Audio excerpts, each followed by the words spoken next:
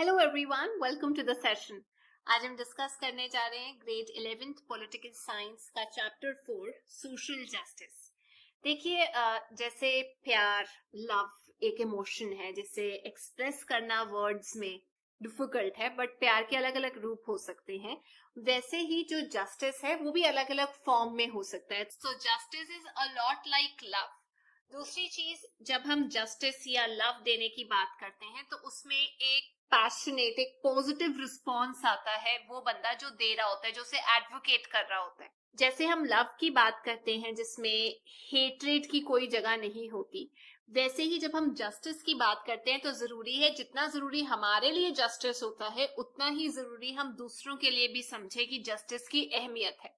But unlike प्यार, जो हमारा रिलेशनशिप बताता है हमारे लव्ड वंस के साथ जिन्हें हम अच्छे से जानते हैं, जस्टिस जो है वो हमारी जिंदगी को हमारी सोसाइटी के साथ हर स्फेयर में जोड़ता है।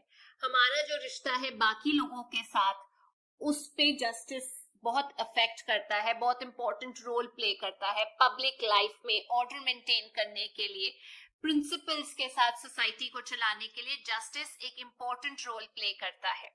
तो चलिए इस चैप्टर के जरिए कुछ इंपॉर्टेंट क्वेश्चंस के आंसर करते हैं। पहला सवाल जो हम आंसर करेंगे वो है कुछ प्रिंसिपल्स जस्टिस के जो सामने रखे गए हैं डिफरेंट सोसाइटीज के द्वारा डिफरेंट टाइम पे।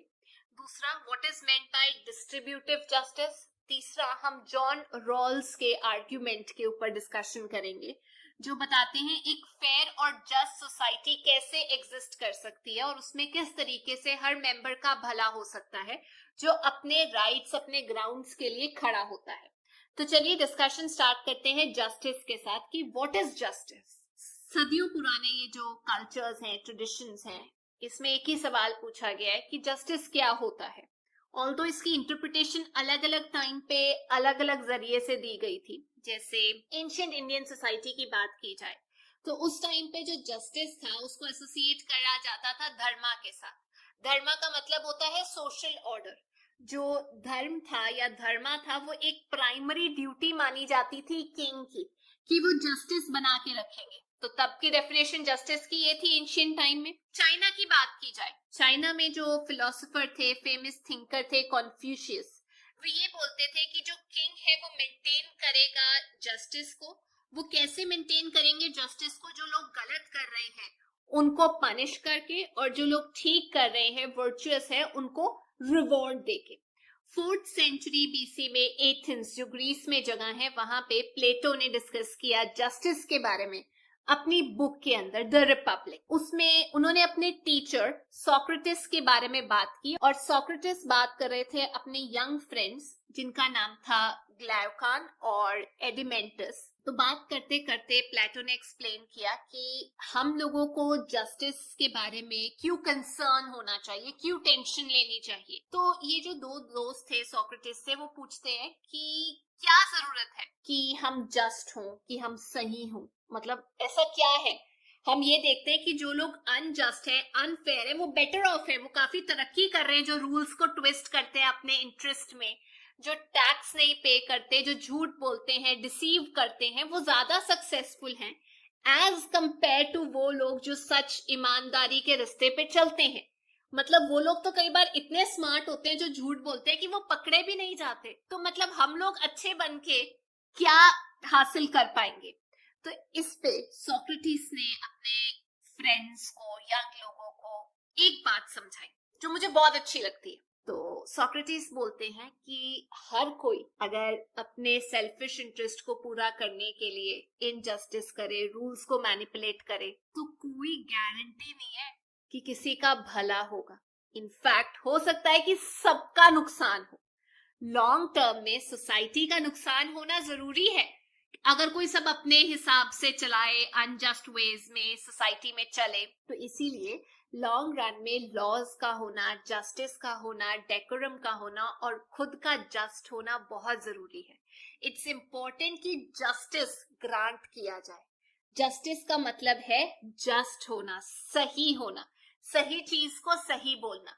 वो ये कहते हैं, मुझे ये बात बहुत अच्छी लगी कि जस्टिस का मतलब ये नहीं है कि आप अपने दोस्तों का भला करो और दुश्मनों को हार्म करो अपने सेल्फिश इंटरेस्ट को पूरा करने के लिए। वो कहते हैं जस्टिस का मतलब होता है सबका वेलबींग, सब लोगों के वेलबींग के बारे में बात करते हैं सोक्रेटिस जब वो जस्टिस को एक्सप्लेन करते हैं। जस्टिस इज जस्ट लाइक जैसे आप डॉक्टर के पास जाते हैं इस उम्मीद में कि वो आपको ठीक करेंगे, और डॉक्टर आपके साथ कोई भेदभाव नहीं करते, वो आपको एक पेशेंट कंसिडर करते हैं और आपकी वेलनेस की दुआ करते हैं, वेलनेस के लिए आपको दवाइयां देते हैं। मतलब बेसिकली हर पर्सन को उसका ड्यू दिया जाता है। तो ये जो आइडिया है जस्टिस का, जो इवॉल्व करता आया है सदियों से, एक इम्पोर्टेंट हिस्सा है आज की लाइफ का, हमारी अंडरस्टैंडिंग का, जिसमें हर इंसान को उसका ड्यू देना जरूरी है। हाउएवर हमारी अंडरस्टैंडिंग की एक्चुअल में ये ड्यू क्या है जो हर इंसान को मिलना चाहिए, ये टाइम टू टाइम चेंज होती आई है। प्लेटो के टाइम से अब तक के टाइम में ये बहुत चेंज हो गई है। एक जर्मन फिलोसोफर है इमैनुअल कैंट, उन्होंने ये बोला कि ड्यू की बात कर रहे हो ना, ह्यूमन बीइंग्स के पास एक डिग्निटी होती है, मतलब human beings can't be treated as slaves और एनिमल्स फट्टा बांध के। डिग्निटी है हर किसी की। आपको भी लगता है पेरेंट्स किसी के सामने कुछ गलत बोल दे तो अरे हमारी डिग्निटी खराब कर दी, हमारा इंप्रेशन खराब कर दिया। तो एक क्वालिटी है जिसे हम बोलते हैं डिग्निटी। तो हर इंसान को ग्रांट की गई है ये डिग्निटी, ये रिस्पेक्ट। तो इंसान होने के फायदे ये हैं कि आपको एक रिस्पेक्ट दी गई है, एक डिग्निटी दी गई है, उसको ग्रांट किया गया है। एंड व्हाट इज ड्यू, वो ये है कि आप सबसे पहले जो आपको अपॉर्चुनिटी दी गई है उसके हिसाब से अपने टैलेंट, अपने स्किल को डेवलप करें, अपने गोल्स को परस्यू करें। जस्टिस का मतलब ये है कि फिर फेयर ट्रीटमेंट होगा, आपको आपका ड्यू दिया जाएगा, इक्वल कंसिडरेशन दी जाएगी हर इंडिविजुअल को। ये नहीं कि आप घर पे हाथ रख के बैठे और बोले अरे मुझे जस्टिस मिलेगा, मुझे नौकरी मिलेगी, मैं कामयाब होंगी, मुझे सरकारी नौकरी मिलेगी, ऐसा नहीं है। जस्टिस का मतलब कंपटीशन में उतरो, फिर इक्वल ट्रीटमेंट होगा आपके साथ, आपको आपका ड्यू दिया जाएगा। तो अब ये इक्वल ट्रीटमेंट फॉर इक्वल्स क्या है, इस टॉपिक पे हम लोग डिस्कशन करते हैं। आज की सोसाइटी में एक बात बोली जाती है कि इक्वल इंपॉर्टेंस देना सब लोगों को बहुत जरूरी है। ये हम ये कह सकते हैं कि हर किसी को अपना ड्यू मिलना चाहिए, पर बहुत सारे प्रिंसिपल्स हैं जो इस रिगार्ड में रखे गए हैं कि ये ड्यू का मतलब क्या है। एक प्रिंसिपल ये है कि सबको ट्रीटिंग इक्वली, सबको बराबर, जो बराबर है उनको बराबर तरीके से ट्रीट किया जाना चाहिए। इसका मतलब ये कि इंडिविजुअल्स जो है वो आपस में, सब ह्यूमन बींग्स कुछ कैरेक्टरिस्टिक्स को शेयर करते हैं, तो देयरफॉर वो डिजर्व करते हैं कि सबको इक्वल राइट्स, इक्वल ट्रीटमेंट मिलना चाहिए, करेक्ट। और इसके साथ साथ कुछ इंपॉर्टेंट डेमोक्रेसीज के अंदर कुछ इंपॉर्टेंट राइट्स दिए गए हैं जिन्हें हम सिविल राइट्स बोलते हैं, जैसे right to life, right of liberty, freedom, poverty, political rights दिए गए हैं, राइट टू वोट, जिस वजह से एक इंसान पॉलिटिकल प्रोसेस में पार्टिसिपेट कर सकता है। कुछ सोशल राइट्स दिए गए हैं जिसमें आप इंजॉय करते हैं इक्वल अपॉर्चुनिटीज जैसे बाकी लोग इंजॉय करते हैं। अब ये तो हो गई इक्वल राइट्स की बात जो सब लोगों को दी गई है, पॉलिटिकल स्फेयर में, सोशल स्फेयर के अंदर वो इंजॉय करते हैं। इन राइट्स के अलावा जो प्रिंसिपल है, एक और principle of treating equals equally, उसमें जरूरी ये है कि लोगों के बीच में डिस्क्रिमिनेशन ना की जाए on any ground, may be class, caste, race, gender. मतलब उनको जज किया जाना चाहिए उनके वर्क, उनके एक्शंस के बेसिस पे, नॉट ऑन द बेसिस कि वो किस ग्रुप से आ रहे हैं या वो कहां से बिलोंग करते हैं। तो अगर दो लोग अलग अलग कास्ट से हैं बट वो सेम काम कर रहे हैं, मतलब पत्थर तोड़ रहे हैं या पिज्जा बांट रहे हैं, तो सेम पेमेंट दी जाएगी उनको। क्या ये जस्टिस है? बिल्कुल जस्टिस है। पहले के जो बैरियर्स हैं, कास्ट का बैरियर या जेंडर का बैरियर, वो हमने ब्रेक कर दिया। बट अगर किसी इंसान को एक पर्टिकुलर कास्ट से जो है उसको किसी काम के लिए 500 रुपीज दिए जा रहे हैं, जबकि दूसरा इंसान सिर्फ 100 रुपीज अर्न कर पा रहा है वो काम करके, जस्ट बिकॉज वो अलग कास्ट से है, तो ये तो अनफेयर और अनजस्ट है। अगर एक स्कूल में मेल टीचर को ज्यादा सैलरी, फीमेल को कम दी जा रही है, तो ये भी गलत है, अनजस्टिफाइबल है। तो ये हो गया इक्वल ट्रीटमेंट की जो हमने बात की थी, इक्वल्स के लिए, मतलब सेम चीज आपको दी जाएगी, इक्वली ट्रीट किया जाएगा। अब एक और जस्टिस का रूप आ जाता है जिसे हम बोलते हैं प्रोपोर्शनेट जस्टिस।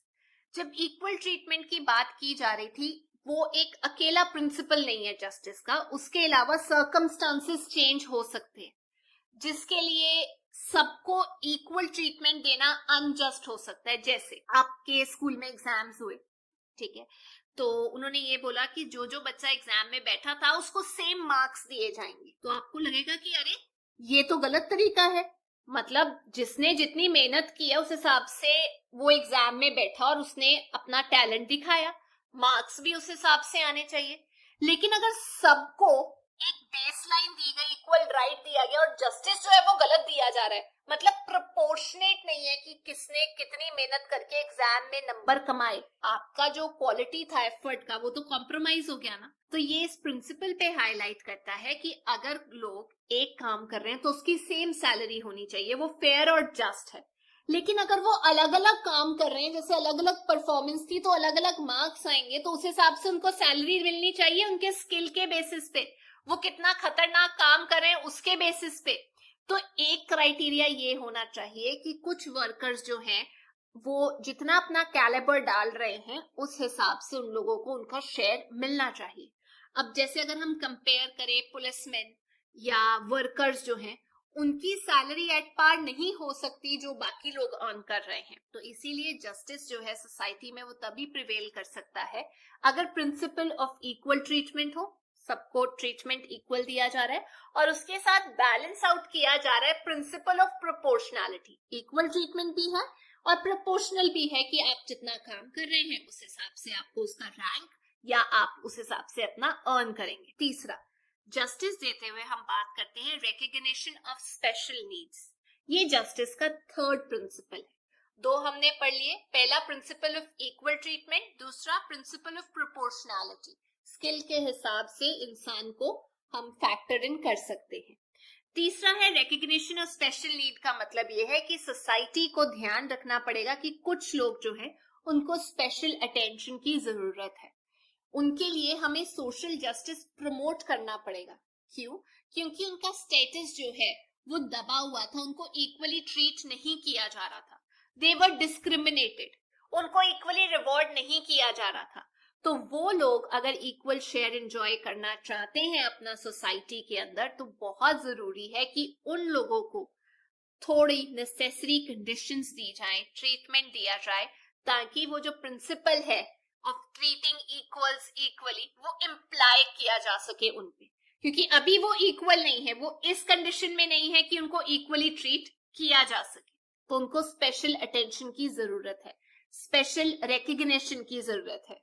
अब जैसे हम बात करें, कुछ बच्चे हैं विद स्पेशल नीड्स या वो डिफरेंटली एबल्ड हैं, तो वो ऑलरेडी अनइक्वल पोजीशन के अंदर हैं और उनको रिस्पेक्ट और ज्यादा हेल्प की जरूरत है। बट ये हमेशा इजी नहीं होता इनइक्वालिटी को जज करना और उनको हेल्प देना।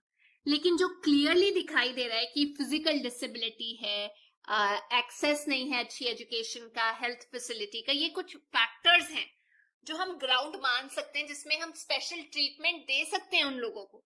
इट्स बिलीव्ड कि अलग अलग किस्म के लोग अलग अलग standard of living opportunity enjoy करते हैं, but they need to be treated equally. अब एक सोसाइटी के अंदर कुछ लोग जो हैं वो स्टैंडर्ड ऑफ लिविंग उनका अलग है, अपॉर्चुनिटी उनके लिए अलग है, but then you can't treat them उन लोगों के साथ जिनको डिप्राइव किया गया है बेसिक मिनिमम नीड्स से, और वो एक हेल्दी लाइफ नहीं व्यतीत कर पा रहे हैं, जिसकी वजह से सोसाइटी में अनइक्वल स्ट्रेटा है, ये इगैलिटेरियन नहीं है। तो ये कंपैरिजन फेयर नहीं हो पाएगा। एक कंट्री के अंदर अगर lack of access to good education, health care है या अच्छी फैसिलिटी नहीं है, और उसके साथ सोशल डिस्क्रिमिनेशन या ग्राउंड है कास्ट के बेसिस पे डिस्क्रिमिनेशन करना, तो इसके लिए हमें प्रोटेक्शन की जरूरत है। कॉन्स्टिट्यूशन जो है वो रिजर्वेशन देता है जॉब्स में, कोटाज में, ताकि इन लोगों को अपलिफ्ट किया जा सके और इन लोगों के बराबर लाया जा सके जो ऑलरेडी वेल ऑफ है। तो इनको स्पेशल ट्रीटमेंट की जरूरत है, तभी हम जस्टिस की बात कर सकते हैं। तो हमारी जो डिस्कशन है जिसमें हमने डिफरेंट प्रिंसिपल्स ऑफ जस्टिस के बारे में पढ़ा, सबसे पहला प्रिंसिपल जो हम लोगों ने पढ़ा था वो ये बोलता था कि प्रिंसिपल ऑफ इक्वल ट्रीटमेंट होना चाहिए, प्रिविलेजेस नहीं होने चाहिए। दूसरा प्रिंसिपल ऑफ प्रोपोर्शनैलिटी होना चाहिए, जैसे मैंने मार्क्स का एग्जाम्पल दिया था। फिर होना चाहिए रिकग्निशन ऑफ स्पेशल नीड्स, मतलब जिन लोगों को जिसकी हेल्प की जरूरत है वो होना चाहिए। तो ये सारे गोल्स अगर हम अचीव कर पा रहे हैं तो डेफिनेटली हम एक इगैलिटेरियन सोसाइटी बना पाएंगे। Equal treatment for equals, recognition of different efforts and skills, जब आप रिवॉर्ड या बर्डन देते हैं किसी को, या प्रोविजन होना चाहिए minimum standard of living and equal opportunity का नीडी के लिए, ये हम लोगों ने पढ़ा। तो डिफरेंट ग्रुप्स जो हैं वो अलग अलग फेवर करते हैं पॉलिसीज को, डिपेंडिंग कि कौन सा प्रिंसिपल जो है वो ज्यादा भारी पड़ रहा है। तो इसीलिए सरकार की ये ड्यूटी बन जाती है कि इन सब प्रिंसिपल्स में हार्मोनाइज किया जाए, बैलेंस आउट किया जाए, ताकि सोसाइटी को प्रमोट किया जा सके, उसमें जस्ट एग्जिस्ट कर सके, जस्टिस प्रमोट किया जा सके। तो ये थी आज की क्लास। अब हम नेक्स्ट क्लास में नेक्स्ट टॉपिक करेंगे, बट अगर आपको ये क्लास समझ आ गई तो please make sure you like, share and subscribe. We meet next, till then take care, bye bye.